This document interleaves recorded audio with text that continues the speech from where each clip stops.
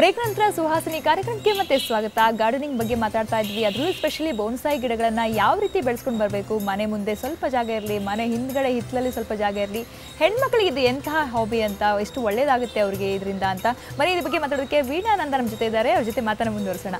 So madam, ನಾವು ಮಾತಾಡ್ತಾ ಇದ್ವಿ. ಸೊ ಈ ಬೋನ್ಸಾಯಿ ಇದಕ್ಕೆ ಕಲ್ಟಿವೇಟ್ ಮಾಡೋದಕ್ಕೆ ಸಾಮಾನ್ಯವಾಗಿ ಎಷ್ಟು ತುಂಬ ಜಾಗ ಬೇಕಾ, ಅಥವಾ ಕೆಲವು ಮನೆ ಎದುರುಗಡೆ ಸ್ವಲ್ಪ ಜಾಗ ಇರುತ್ತೆ, ಅವ್ರಿಗೂ ಆಸೆ ಇರುತ್ತೆ, ಆ್ಯಕ್ಚುಲಿ ಅವರು ಕೂಡ ಕಲ್ಟಿವೇಟ್ ಮಾಡ್ಕೋಬೋದು? ಆ್ಯಕ್ಚುಲಿ ಅಂಥವ್ರಿಗೆ ಇದು ತುಂಬ ಯೂಸ್ಫುಲ್. ಚಿಕ್ಕ ಜಾಗದಲ್ಲಿ ಒಂದು ಬ್ಯಾಲ್ಕನಿ, ಒಂದು 10 ಅಡಿ ಬ್ಯಾಲ್ಕನಿ ಇದ್ರೆ ಅದನ್ನಲ್ಲಿ ದೊಡ್ಡ ಗಿಡಗಳು ಇಟ್ಕೊಂಡ್ರೆ ಒಂದು 3-4ಕ್ಕಿಂತ ಜಾಸ್ತಿ ಇಟ್ಕೊಳಕ್ಕಾಗಲ್ಲ.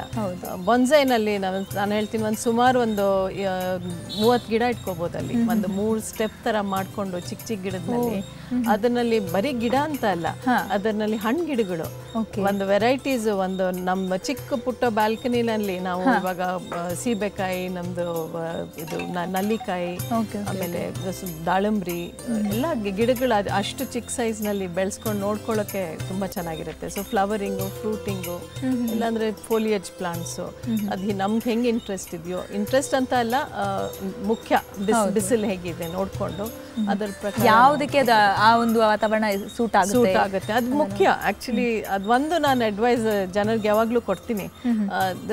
ಗಾರ್ಡನಿಂಗ್ ಏನಂತ ಗೊತ್ತಿರಲ್ಲ, ಸುಮ್ಮನೆ ಗಿಡಗಳು ತಂದ್ಬಿಡೋದು ಅದು ಕರೆಕ್ಟ್ ಅಲ್ಲ. ನಾವು ಸ್ವಲ್ಪ ಅದ್ರ ಮೇಲೆ ಅಂಡರ್ಸ್ಟ್ಯಾಂಡ್ ಮಾಡ್ಕೋಬೇಕು. ಅದು ಏನದು ಬೊನ್ಸಾಯಿ ಏನು, ಬೊನ್ಸಾಯಿ ಅಂತ ಅಲ್ಲ, ಗಾರ್ಡನಿಂಗ್ ಏನು, ಅದನ್ನ ಏನು ಮುಖ್ಯ, ಅದಕ್ಕೆ ಪ್ಲಾಂಟ್ಸ್ಗೆ ಏನು ಬೇಕಾಗುತ್ತೆ, ಅದು ನೀರು ಎಷ್ಟು ಹಾಕಬೇಕು, ಬಿಸಿಲು ಎಷ್ಟು ಕೊಡಬೇಕು, ಅದು ಎಷ್ಟೊತ್ತು ಆಚೆ ಇರಬೇಕು, ಅದೆಲ್ಲ ನಾವು ಕರೆಕ್ಟಾಗಿ ಅರ್ಥ ಮಾಡ್ಕೊಳ್ದೆ ಹೋದ್ರೆ ಅದನ್ನ ತಂದು ಏನು ಪ್ರಯೋಜನ ಆಗಲ್ಲ.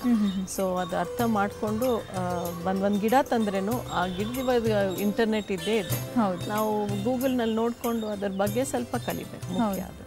ಓಕೆ, ನೀವು ಹೇಳಿದ್ರಿ ಈಗ ಫ್ರೂಟ್ ಕೂಡ ಕಲ್ಟಿವೇಟ್ ಮಾಡ್ಬೋದು, ಫ್ರೂಟ್ ಟ್ರೀಸ್ ಕೂಡ ಅಂತ. ಸೊ ಹಣ್ಣಿನ ಮರಗಳನ್ನು ಬೆಳೆಸೋದಾದ್ರೆ ಹಣ್ಣುಗಳು ಸಿಗುತ್ತೆ ನಮ್ಗೆ, ಇಲ್ಲ ಅಲ್ಲ? ಖಂಡಿತ ಸಿಗುತ್ತೆ. ಹೌದಾ? ಹೌದು. ನೀವು ಅಂದ್ರೆ ಅಷ್ಟೇ ಒಂದು ಸಣ್ಣ ಪಾಟಲ್ಲಿ ಬೆಳೆಸ್ತೀವಿ ಅಥವಾ ಒಂದು ಸಣ್ಣ ಕಲ್ಲಲ್ಲೇ ಇದು ಮಾಡ್ಕೊಂಡು ಬೆಳೆಸ್ತೀವಿ ಆರ್ಟಿಫಿಷಿಯಲ್ ಆಗಿ. ಅದರಲ್ಲಿ ಸುಮಾರು ನಮ್ದು ಒಂದು ಗ್ವಾವಾ ಸೀಬೆಕಾಯಿ ಗಿಡದಲ್ಲಿ ಆಲ್ಮೋಸ್ಟ್ 20-25 ಸೀಬೆಕಾಯಿ ಬರುತ್ತೆ. ಅದು ಹೈಟ್ ಇರೋದು ಎಷ್ಟು ಗಿಡದ್ದು ಒಂದು 2 ಫೀಟ್ ಇರಲ್ಲ, 1.5 ಅಡಿನೂ ಇರಲ್ಲ. ಹೌದಾ? ಅಷ್ಟೇ ಹೈಟ್ ನಲ್ಲಿ ಮ್ಯಾಂಗೋಸ್. ಇವಾಗ ನಂದು ಮನೇಲಿರೋದು ಬೊನ್ಸಾಯಿನಲ್ಲಿ ಆಲ್ಮೋಸ್ಟ್ 3-4 ದೊಡ್ಡ ಮಾವಿನಕಾಯಿಗಳು ಬಿಟ್ಟಿದೆ. ಸೊ ಆತರ ನಾವು ಇಟ್ಕೊಂಡು ಸಖತ್ತಾಗಿರುತ್ತೆ ಅನ್ಸುತ್ತೆ, ಯಾಕಂದ್ರೆ ಚಿಕ್ಕ ಮರ ಬರುತ್ತೆ. ಆರೆಂಜಸ್ ಹಾಕೊಂಡ್ರೆ ಅದರಲ್ಲಿ ಥರ ವೆರೈಟೀಸ್ ಬರುತ್ತೆ. ಅದರಲ್ಲಿ ಫುಲ್ ತುಂಬ ಆಲ್ಮೋಸ್ಟ್ 30-35 ಆರೆಂಜಸ್ ಬರುತ್ತೆ. ಸೊ ಅದು ಫ್ರೂಟಿಂಗ್ ಖಂಡಿತ ಗ್ರೋ ಮಾಡ್ಬೇಕು. ಅಂದ್ರೆ ಅದರಿಂದ ಕಿತ್ಕೊಂಡು ತಿನ್ನಕ್ಕಂತೂ ಮನ್ಸು ಬರಲ್ಲ, ಯಾಕಂದ್ರೆ ಅದ್ರ ಮೇಲೆ ನೋಡಕ್ಕೆ ಒಂಥರ ಬ್ಯೂಟಿ ಇರುತ್ತೆ. ಸೊ ಕೆಲವರಿಗೆ ಬರೀ ಹೂವಿನ ಗಿಡನೇ ಇಟ್ಕೋಬೇಕು ಅಂತ ಅನ್ಕೋತಾರೆ. ಸೊ ಅದು ಕೂಡ ಹಂಗೆ ಮಾಡ್ಬೋದು ಅಂತೀರಾ? ಹೌದು, ಅದು ಮುಖ್ಯ ಬಿಸಿಲು, ಅದೇ ಹೇಳಿದ್ದು. ಸೊ ನಾವು ನಮ್ಗೆ ಇಂಟ್ರೆಸ್ಟ್ ಇರೋಂಥದ್ದು ಅದು ಶೋ ಪೀಸ್ ಅಲ್ಲ ಅದು. ಸೊ ತುಂಬಾ ಜನರಿಗೆ ಅದೇ ಹೇಳ್ತೀನಿ ನಾನು, ಸುಮ್ಮನೆ ತಂದು ಇಂಡೋರ್ ಪ್ಲಾಂಟ್ ಅಂತ ತಂದ್ಬಿಡ್ತಾರೆ. ಇಂಡೋರ್ ಪ್ಲಾಂಟ್ಸ್ನಲ್ಲೂ ಅದೇ ಮಿಸ್ಟೇಕ್ ಮಾಡೋದು. ಇಂಡೋರ್ ಪ್ಲಾಂಟ್ ಅಂತ ತಂದು ಕತ್ಲೆನಲ್ಲಿ ಒಳಗಡೆ ಹಾಲ್ನಲ್ಲಿ ಶೋ ಪೀಸ್ ಥರ ಇಟ್ಕೊಂಡ್ರೆ ಅದು ಖಂಡಿತ ಬರಲ್ಲ ಅದು. ಸೊ ಅದು ಹೇಗೆ ಎಷ್ಟಿದ್ರೇನು ಅದು ನ್ಯಾಚುರಲ್ ಎನ್ವೈರ್ಮೆಂಟ್ ಅದಕ್ಕೆ ಕೊಡಲೇಬೇಕು. ಸೊ ಅದಕ್ಕೆ ಏನು ಬೇಕಾಗುತ್ತೆಯೋ ಅದು ನಾವು ಸಪ್ಲೈ ಮಾಡಲೇಬೇಕು. ಮತ್ತು ಕೆಲವರು ಬರೀ ಗೋಡೆ ಮೇಲೆಲ್ಲ ಹಾಕಕ್ಕೆ ಟ್ರೈ ಮಾಡ್ತಾರೆ, ಅಂದರೆ ಬಳ್ಳಿಗಳ ಥರ ಈ ಗೇಟಿಂದ ಹಿಡಿದು ಟೆರೆಸ್ ಮೇಲೆ ಹೋಗಿರುತ್ತೆ. ಸೊ ಅದು ಕೂಡ ಇದರಲ್ಲೇ ಬರುತ್ತೆ ಬೊನ್ಸಾಯಿ? ಹೌದು, ಬೊನ್ಸಾಯಿನಲ್ಲಿ ಬರಲ್ಲ ಅದು. ಬೊನ್ಸಾಯಿ ಅದು ಟ್ರೆಲಿಸ್ ಗಾರ್ಡನಿಂಗ್, ಅದು ಬೇರೆ. ಅದು ರೇಲಿಂಗ್ ಇದು ಫೆನ್ಸಿಂಗ್ ಥರ ಮಾಡಿ ಅದ್ರ ಮೇಲೆ ಕ್ರೀಪರ್ಸ್ ಬೆಳೆಸೋದು. ಅಂದರೆ ಬೊನ್ಸಾಯಿನಲ್ಲಿ ಕೂಡ ವಾಲ್ ಮ್ಯೂರಲ್ಸ್ ಅಂತ ಬರುತ್ತೆ. ವಾಲ್ ಮ್ಯೂರಲ್ಸ್ ಅದು ಆ್ಯಕ್ಚುಲಿ ನಂದು ಕ್ಲಾಸಸ್ನಲ್ಲಿ ಅಡ್ವಾನ್ಸ್ ಕೋರ್ಸ್ನಲ್ಲಿ ಅದು ಹೇಳ್ಕೊಡ್ತೀನಿ ನಾನು. ಸೊ ವಾಲ್ ಮ್ಯೂರಲ್ಸ್ನಲ್ಲಿ ಇವಾಗ ಲ್ಯಾಂಡ್ಸ್ಕೇಪ್ಸ್ ನಾವು ತರದ್ ಮಾಡೋದು, ರಾಕ್ಸು, ಸ್ಟ್ರೀಮ್, ವಾಟರ್ ಫಾಲ್ಸ್ ಎಲ್ಲ ಇದೆಯಲ್ಲ, ಅದು ನಾವು ಒಂದು ಫೋಟೋ ಫ್ರೇಮ್ ತರ ಅದು ಪೇಂಟ್ ಮಾಡೋದ್ ಮೊದಲು ಆಕ್ಚುಲಿ ಅದರಲ್ಲಿ ಟ್ರೀಸ್ ಎಲ್ಲ ಹಾಕಿ, ರಾಕ್ಸ್ ಎಲ್ಲ ಹಾಕಿ, ಸೊ ಅದು ವಾಲ್ ಗೋಡೆನೇ ಇಟ್ಕೊಂಡ್ಬಿಡೋದು ಫಸ್ಟ್. ಇಲ್ಲ, ಅದು ಬೋರ್ಡ್ ಮೇಲೆ ಮಾಡ್ಕೊಂಡು ಗೋಡೆ ಮೇಲೆ ಅಟ್ಯಾಚ್ ಮಾಡೋದು. ಸೊ ದಟ್ ಅಲ್ಲೇ ಗೋಡೆಲೆ ಬೆಳೆದಂಗಿರುತ್ತೆ. ಅದು ಒಂಥರ ಹೊಸ ಐಡಿಯಾ. ಸೊ ಮನೆಯೊಳಗೆ ಇಂಟೀರಿಯರ್ ಕೂಡ ಇಟ್ ಲುಕ್ಸ್ ಡಿಫ್ರೆಂಟ್. ಇಂಟೀರಿಯರ್ಸ್ ನಲ್ಲಿ ಇದು ಒಂದಾಗಲ್ಲ, ಇದು ಯಾಕಂದ್ರೆ ಅದು ನೀರು ಫುಲ್ ಅದು ವಾಟರ್ ಮಾಡೋದೆಲ್ಲ ಅಲ್ಲೇ ಕೆಳಗಡೆ ಬೀಳೋದನ್ನ ಆಚೆ ಇಡ್ಬೇಕು, ಅದು ಒಳಗಡೆ ಇಡಂಗಾಗಲ್ಲ. ವಾಟರ್ ಫಾಲ್ ಮಾಡಿಲ್ಲ ಅಂದ್ರೆ ಇಟ್ಕೋಬಹುದಾ? ಅದಕ್ಕೆ ಸೂಟ್ ಆಗುತ್ತಾ ಅನ್ನೋದಾದ್ರೆ ಒಳಗಡೆ ಎಲ್ಲಾದರೂ ಇಟ್ಕೋಬೋದಾ?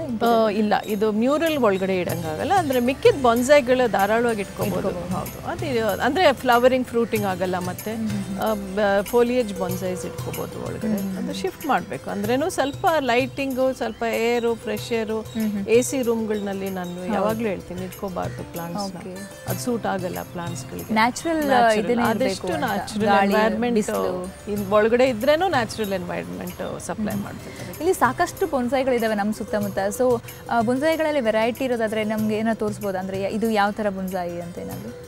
ಇವಾಗ ಇದನ್ನೇ ನೋಡಿ ಬೇಕಾದರೆ. ಇದು ಬೊನ್ಸಾಯ್, ಇದು ಒಂದು ಆ್ಯಕ್ಚುಲಿ ಸ್ಮಾಲೆಸ್ಟ್ ಸೈಜ್ ಬೊನ್ಸಾಯ್ ಸ್ಟಾರ್ಟ್ ಆಗೋದು ನಮ್ಮ ಕೈ ಮೇಲೆ ಫಿಟ್ ಆಗೋಂಥದ್ದು, ಪಾಮ್ ಸೈಜ್. ಅದು ಜಾಪನೀಸ್ನಲ್ಲಿ ಮೇಮ್ ಬೊನ್ಸಾಯ್ ಅಂತಾರೆ.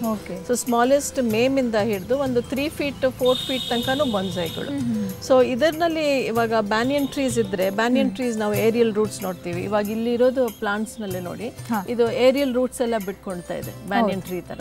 ಸೊ ಅದು ನ್ಯಾಚುರಲ್ ಆಗಿ ಇದು ಬರೋದು ಒಂದು. ನಾವು ಕ್ಲಾಸಸ್ನಲ್ಲಿ ಕಲಿಯೋದು ಅದು ನಾವು ಹೇಗೆ ಬರ್ಸ್ಬೋದು ಅಂತ ನಾವು ಮಾಡ್ಬೋದು. ಅದು ಅಂದ್ರೆ ಬೆಸ್ಟ್ ಇದು ಅಂತನಾ, ಅದು ಮೆಥಡ್ ಅಂತ? ಮೆಥಡ್, ಅದಕ್ಕೆ ಬೇರೆ ಬೇರೆ ಟೆಕ್ನಿಕ್ಸ್ ಇರುತ್ತೆ ಅದು ಮಾಡಕ್ಕೆ. ಸೊ ಅದು ಕಲ್ತ್ಕೊಂಡು ಅದು ಇದಕ್ಕಿಂತ ಚಿಕ್ಕ ಸೈಜ್ ಇಂದ ಸ್ಟಾರ್ಟ್ ಆಗುತ್ತೆ. ಇದು ಆಕ್ಚುಲಿ ಇದು ದೊಡ್ಡದು, ಇದಕ್ಕಿಂತ ಚಿಕ್ಕ ಸೈಜ್ ಇಂದಾನು ಶುರು ಆಗುತ್ತೆ. ಹೌದು. ಸೊ ಅದನ್ನಲ್ಲೇ ನೀವು ನೋಡ್ಕೋಬಹುದು, ಒಂದು ಚಿಕ್ಕ ಸೈಜ್ ಚಿಕ್ಕ ಏರಿಯಾನಲ್ಲಿ ನಾವು ಎಷ್ಟು ಗಿಡ ಇಟ್ಕೋಬಹುದು. ಸುಮಾರು ಗಿಡಗಳು ಬರುತ್ತೆ. ಅಂಡ್ ಇದು ಕಲ್ಲಿಟ್ಟಿರೋ ಉದ್ದೇಶ ಏನು ಅಂತ ಗೊತ್ತಾಗಲಿಲ್ಲ. ಹೌದು, ಇನ್ನೊಂದು ಇದು ಜಾಪನೀಸ್ ಬೊನ್ಸಾಯ್ನಲ್ಲಿ ಬ್ಯೂಟಿ ಏನಂದ್ರೆ, ಇದು ಚೈನೀಸ್ ಬೊನ್ಸಾಯ್, ಜಾಪನೀಸ್ ಬೊನ್ಸಾಯ್ ಎರಡೂ ಇರುತ್ತೆ. ಇವಾಗ ಜಾಪನೀಸ್ ಬೊನ್ಸಾಯ್ನಲ್ಲಿ ಅವರು ರಾಕ್ಸು, ಆಮೇಲೆ ಹ್ಯೂಮನ್ ಫಿಗರ್ಸು, ಬ್ರಿಡ್ಜಸ್ಸು, ಆರ್ಟಿಫಿಷಿಯಲ್ ಇದು ವಾಟರ್ ಸ್ಟ್ರೀಮು, ಅದೆಲ್ಲ ಅವ್ರು ಜಾಸ್ತಿ ಯೂಸ್ ಮಾಡೋದು.